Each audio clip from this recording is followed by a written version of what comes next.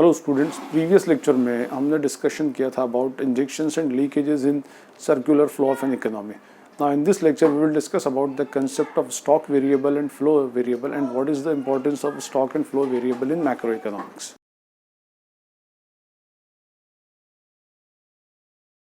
Stock and flow macroeconomics की study में specially in calculation of national income and GDP etc. These two terms are very important, stock and flow. First concept is stock and second is flow. देखिए, ये बात तो आपने बहुत बार पढ़ी और सुनी होगी that stock is measured at a particular point of time. Stock जो है वो एक पर्टिकुलर पॉइंट ऑफ टाइम पे मेजर होता है ऑन अ पर्टिकुलर डे, और फ्लो इज मेजर्ड और flow is expressed for a specific period of time. ये एक पर्टिकुलर पॉइंट ऑफ टाइम पर कैलकुलेट होता है और ये एक स्पेसिफिक पीरियड ऑफ टाइम पे कैलकुलेट होता है. जो अकाउंट्स के स्टूडेंट हैं वो जानते हैं, इसके लिए हम वर्ड यूज़ करते हैं as on, or we can say as at, और इसके लिए हम यूज़ करेंगे for the period. Means हम बोल सकते हैं कि एक स्पेसिफिक डे पर जो भी वेरिएबल यूनिट थी, what ever the variable is, that is called the stock variable. ठीक, एक स्पेसिफिक डे पर और for a specific period, during this specific period जो भी वेरिएबल्स है that is called flow variables. Let suppose bank balance. आपका जो bank balance होता है वो कोई भी, अगर हम हमारे सेविंग्स अकाउंट में, करंट अकाउंट में बैंक बैलेंस एक्सप्रेस करते हैं तो that bank balance is expressed at a particular point of time, at a specific day. हम बोल सकते हैं कि भाई bank balance as on 31st March 2020 is ₹3,50,000. तो हमने बोला as on 31st March 2020 is ₹3,50,000. Fine. Now ये जो बैंक बैलेंस है ये रिप्रेजेंट करता है balance in our bank account eight a specific point of time, at a specific day. और हम ये बोल सकते हैं, अब जैसे इसी बैंक बैलेंस को पे इम्पैक्ट डालने वाली दो चीज़ें हैं, विड्रॉल एंड डिपॉजिट्स. तो हम ये बोल सकते हैं कि withdrawal during first quarter of the year is ₹1,90,000. Fine. अब withdrawal during the first quarter of a year. First quarter means starting from 1st April to 31st March financial year के according. अब for the period of quarter is for the period of 3 months. 3 months period के duration में whatever the amount we have withdrawn from the bank, that is called the flow variable. ये flow है, means bank balance एक specific day पर mention होता है और withdrawal और डिपॉजिट जो है for a particular period of time के ऊपर मेंशन होते हैं कि इस स्पेसिफिक पीरियड में whatever the amount we have deposited in the bank और whatever the amount we have withdrawn from the bank, that is called the flow variable. ये stock को रिप्रेजेंट करेगा, ये फ्लो को represent करता है. Economics में, macro economics में जो भी वेरिएबल्स आप डिस्कस करेंगे, either they are stock variables और दे आर फ्लो वेरिएबल्स. और stock is dependent on the flow and flow is completely dependent on the stock. Stock के फ्लो के होने से स्टॉक के ऊपर इम्पैक्ट पड़ता है, आइदर स्टॉक विल इंक्रीजेज और स्टॉक विल डिक्रीजेज. और स्टॉक के होने से हमें मालूम पड़ता है कि what is the trend of the flow in our economy. Let suppose एक सिंपल सा एग्जांपल इसी बैंक बैलेंस को लेकर चलें, that bank balance on 1st January 2020 was ₹1,50,000 and bank balance on 31st January 2020 same month के last day पर is ₹1,90,000. It means there is an increase of ₹40,000 in our bank balance. 1st January 2020 को 1,50,000 था, it represents the stock variable. On 31st January 2020, it was 1,90,000. It also represents the stock variable, and the difference between the two stock variable represents the flow for that specific period. Means हमने 1st January और 31st January के stock variables लिए और उन दोनों का जो difference है, that will be considered as the flow variable. वो हमारा flow show करेगा that whatever the increase or decrease in the value of the stock is there for a particular point, for a particular period of time, is shown at a particular point of time और for a specific period of time. Accounts के student जानते होंगे कि हम word as on और as at कब use करते हैं. We use the word as on और as at with the balance sheet, and balance sheet represents the assets and liabilities of the business. In the same way, stock represents all the liabilities as well as assets of the economy on a specific point of time, on a specific day or specific date. And flow represents the increase or decrease in the value of those assets and liabilities.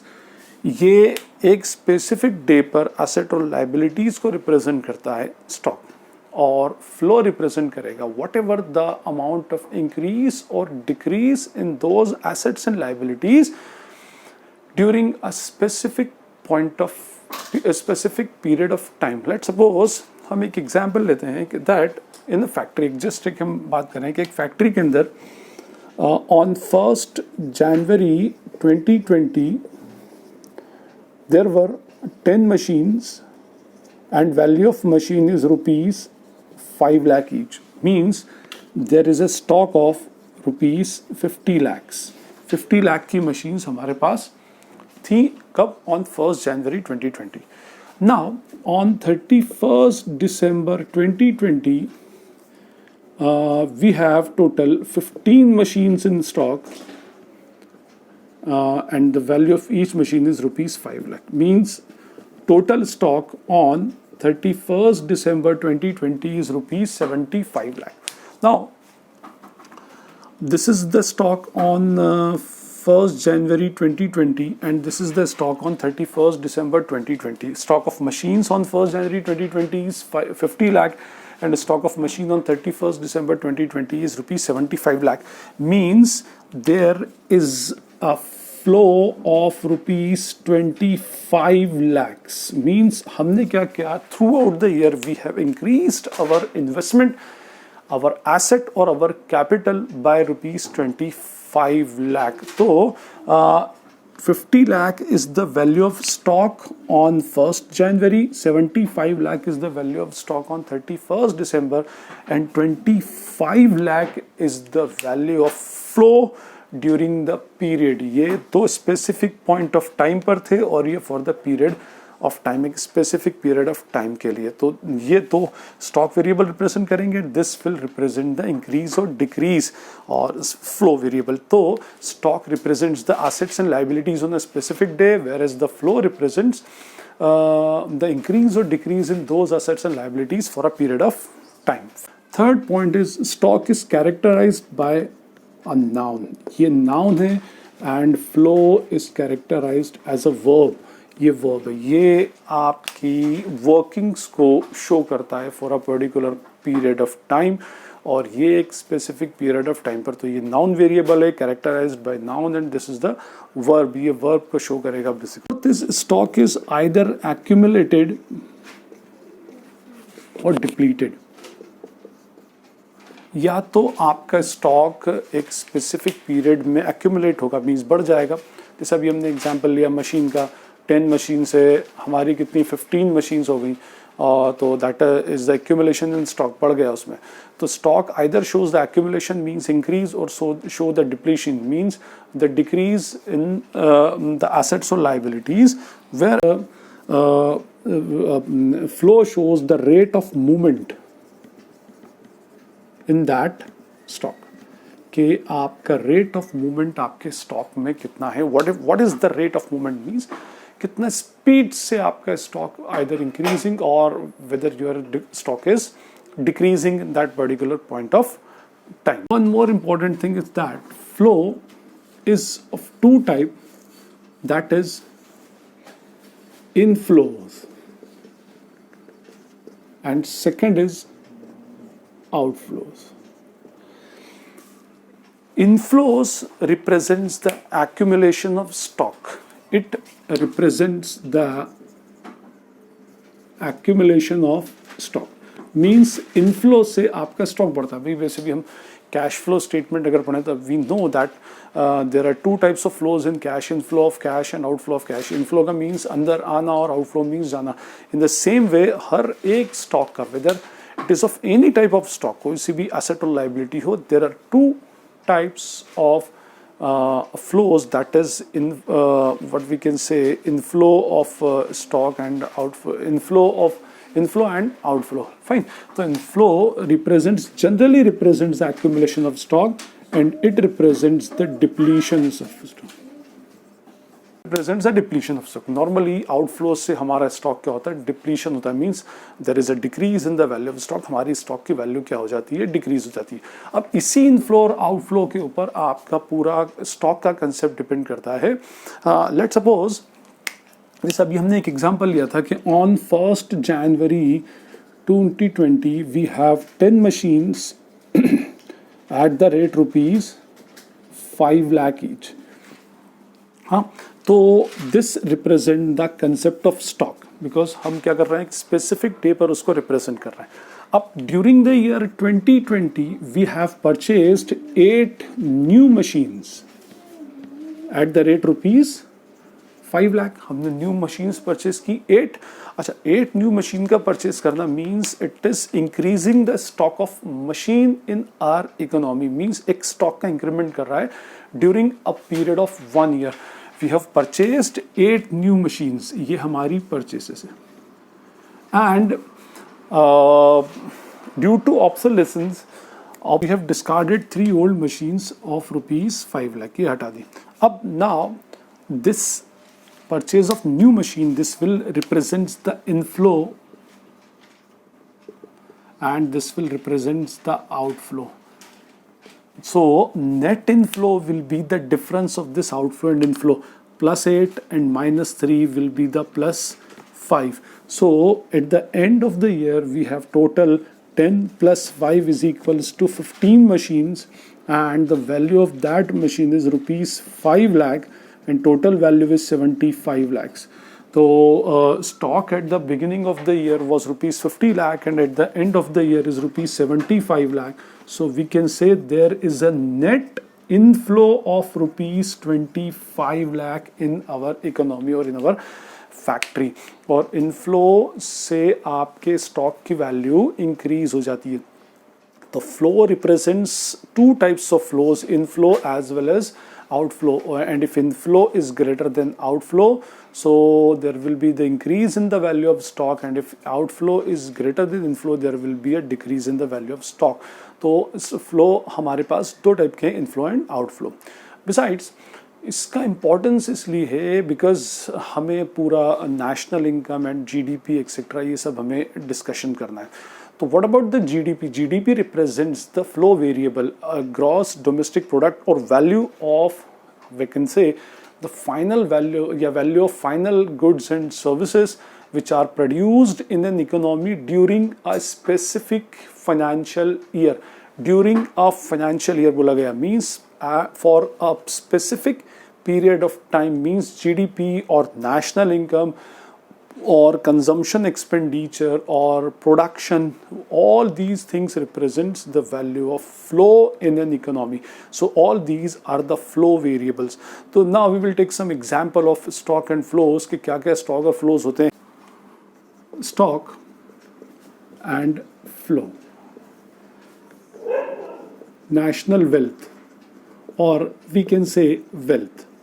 So wealth is measured on a specific point of time. So that is a concept, that is a stock variable. Here national income, जो भी आपकी income, expense, purchase, sales, revenue, whatever the expense और income we are generating, that is the part of flow variable. ये एक specific period of time में होती है, तो that is flow variable. Fine. Now number 2, let's suppose population is measured at a particular point of time के इस specific day पर, या on 1st January that was the population of our country and today that is the population of our country. तो ये हमारा show करता है. अभी population में increase और decrease किस reason से होता है?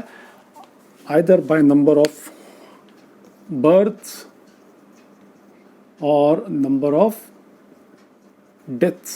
तो number of births and number of deaths represents the flow variable. Number 3, एक important concept है government debts. Government debt, now debt is a liability for the government. Government के जो debts हैं, debts represents the liability of the government. अब ये debts आपके बढ़ेंगे कैसे? Either by increasing the amount of loan borrowings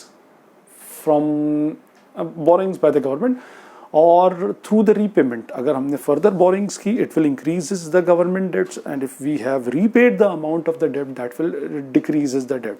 तो इसका flow variable होगा either repayment or procurement of loan. हम देखते हैं इसमें fiscal deficit of the government and whatever the amount of borrowings, कितनी borrowings government कर रही है, and whatever the amount government had paid during the period, that is the part of flow variable. ये debts stock variable है, और उसका repayment और उसका procurement, that is called the flow variable. Number 4, unemployment. We can say employment and unemployment both are the stock variable. Unemployment on a specific day. अभी unemployment में fluctuations क्या होंगे? Number of jobs or number of people unemployed. Number of people, we can say number of people getting jobs or number of people losing their jobs.